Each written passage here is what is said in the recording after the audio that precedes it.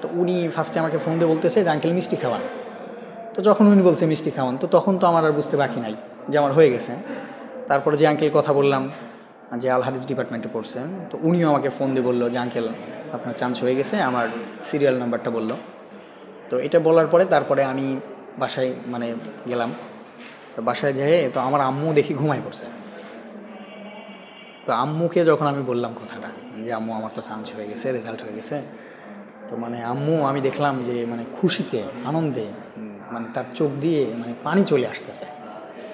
হ্যাঁ, মানে একটা একটা অন্যরকম অনুভূতি। মানে এই অনুভূতিগুলি আসলে মানে ওই যে একটা কথা আছে না যে তুমি যদি মিষ্টি যদি না খাও, তোমাকে যদি কেউ যদি বলে যে মিষ্টির স্বাদ কীরকম, তুমি এটা বলতে পারবে না। তো ওই অনুভূতিটা যদি আপনি যদি ফিল না করেন, হ্যাঁ, তাহলে কিন্তু আপনি মানে এটা আসলে মানে এটা এটা ফিল করার ব্যাপার, এটা মানে বলার ব্যাপার না। কথা বুঝতে পারছেন? এটা সর্বসময় ফিল করার ব্যাপার। এটা আপনি মানে কাউকে বলে বোঝাতে পারবেন না। এটা সবথেকে বড় ব্যাপার যেটা আমার বাবার, যে আমার বাবা এখন পর্যন্ত আমি যতদিন পড়াশোনা করছি, আমার বাবা আমাকে কোনোদিন প্রশ্ন করেনি। আমি যখন বলছি যে বাবা আমার এত টাকা লাগবে, হ্যাঁ, আমার বাবা আমাকে কোনোদিন প্রশ্ন করেনি কী প্রয়োজনে লাগবে, কেন লাগবে, কোনোদিন আমার থেকে হিসাব নেয়নি। কোনোদিন আমার বাবা আমার থেকে হিসাব নেয়নি, বা আমাকে এই প্রশ্নটাও জিজ্ঞাসা করেনি তোমার এত টাকা কী জন্য লাগবে, এই প্রশ্নটাও জিজ্ঞাসা করেনি। ওনাকে আমি বলছি বাবা আমার টাকা দরকার, সাথে সাথে টাকা দিয়ে দিয়েছি। আমি কোচিং করিনি, তারপরেও যে আমার চান্সটা হলো এটার পিছনে মূল যেটা মানে আমার সেটা হচ্ছে যে আমি যে আমাদের দাখিল এবং আলেমের যে সিলেবাস, বিশেষ করে কোরআন হাদিস ফিকহ, তারপরে আপনার হচ্ছে বাংলা লিটারেচার, পাশাপাশি বাংলা গ্রামার, ইংলিশ গ্রামার যেগুলি আছে, এইগুলি আমি খুব ভালোভাবে প্রথম থেকে ভালোভাবে পড়তাম, খুব মনোযোগ সহকারে পড়তাম, যাতে কোনো অংশ যাতে আমার বাদ না যায়।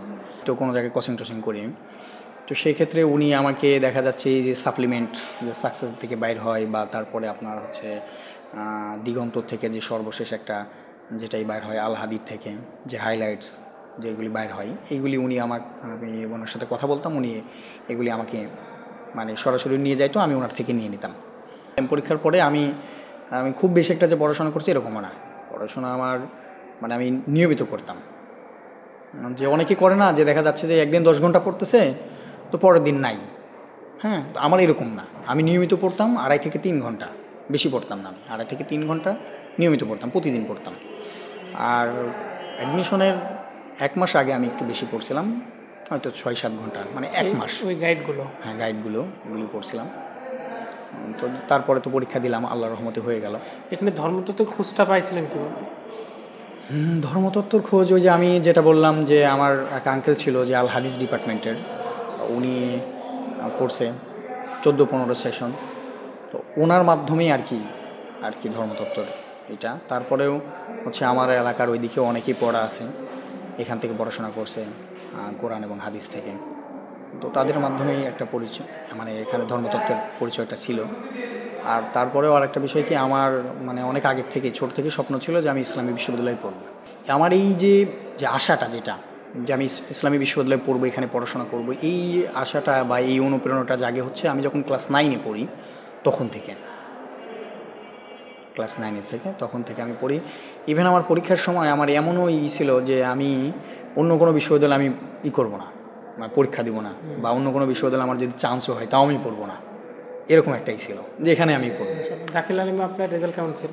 হ্যাঁ, দাখিল আলিমে আলহামদুলিল্লাহ ভালো ছিল মোটামুটি। আপনার দাখিলে ছিল হচ্ছে 4.75, আর আলিমে ছিল হচ্ছে 4.57।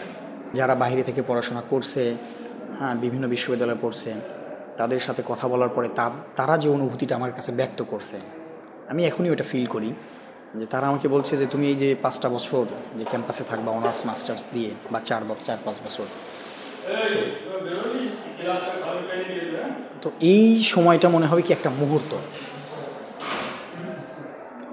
মুহূর্ত আমি কাটাই আসছি। হ্যাঁ, আমার যে আপন দাদু উনি মারা গেছে আমার জন্মের আগে, মানে আমার আব্বু তখন বিয়েই করেনি, সেই সময় মারা গেছে। কিন্তু আমি যার কথা বলতেছি উনি এখন হায়াতে আছে। মানে অনেক ভালো সম্পর্ক ওনার সাথে। এক কথায় বলতে গেলে যে আমি ওনার থেকে আমার সব কিছু, যে এক কথায় যে আমার হতাশার প্রত্যাশা, আমি ওনাকে বলতে পারি। অন্ধকারের একটা আলোর দিশা আমি বলতে পারি। সর্বসময় উনি আমাকে গাইড করেন, এবং আমার মানে প্রত্যেকটা বিষয়ে উনি আমাকে ইন্সপায়ার করেন। হ্যাঁ, যদি আমি কোনো সময় হতাশ হয়ে যাই সেই সময় উনি প্রত্যাশার আলো দেখায়। কথা বুঝতে পারছেন?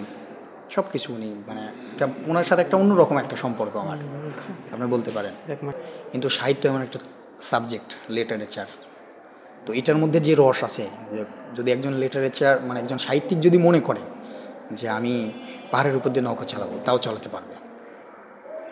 হ্যাঁ, মানে ওনার কিছু কিছু কথা অনেক আমেজিং কথা, উনি অনেক আমেজিং একজন মানুষ।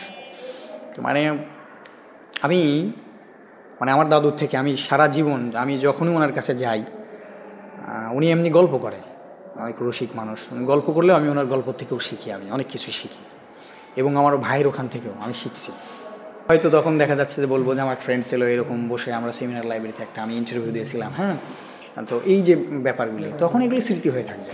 এই ব্যাপারটাই মানে আমার স্বপ্ন যেটা, সেটা হচ্ছে তো প্রথমত মূলত পড়াশোনাটা সুন্দরভাবে শেষ করা। এটা শেষ করার পরে আমি মানে খুব বেশি দেরি করবো না, এমফিল এবং পিএইচডি করার চিন্তাভাবনা আছে, এটা কী করবো। আর যে আপনি যে রোল মডেল যেটাকে বললেন, যে মানে কার মতো হওয়ার ইচ্ছা, হ্যাঁ, আসলে মানে হওয়ার ইচ্ছা যদি বলি তাহলে অনেকের কথাই চলে আসে। তো এখানে আমি বলবো যে প্রকৃত মানুষ হওয়ার ইচ্ছা আমার, মনুষ্যত্ব যেটাকে আমরা বলি, এটা নাই।